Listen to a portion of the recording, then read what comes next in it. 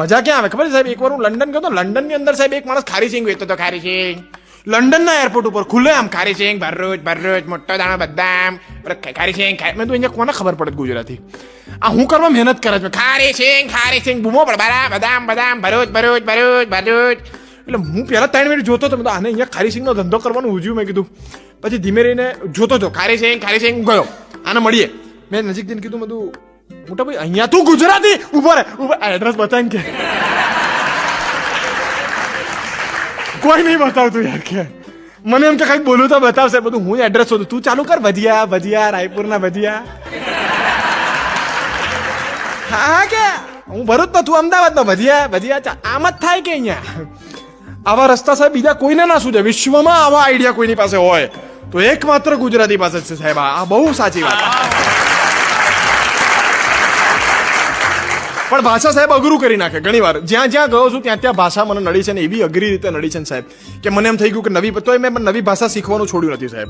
હું ફ્રેન્ચમાં પણ શીખું છું. જમાપેલ, અમિત, ઇવું, ઇત્વા, દિયાના, પોર્ટુગીઝ શીખું. બધી ભાષા શીખવાનો પ્રયત્ન ચોક્કસપણે મેં કર્યો છે. એકવાર અમે સાઉથ ઇન્ડિયા જતા હતા સાહેબ.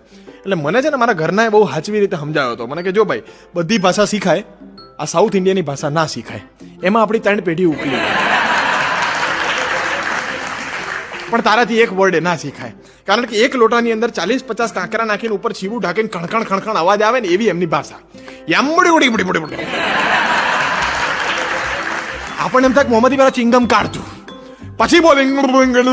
જીભને તમે ચારે તરજો બધા કરો ઘેર બેઠા. જો 1 મિનિટ કરો. જીભને ચારે બાજુ ફેરવો, અંદર લો બહાર લો.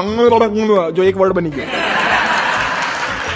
આનો કઈક મતલબ થતો હશે. કોકને કહેતા નહીં ગાળ બાળ થતી ધોઈ નાખશે.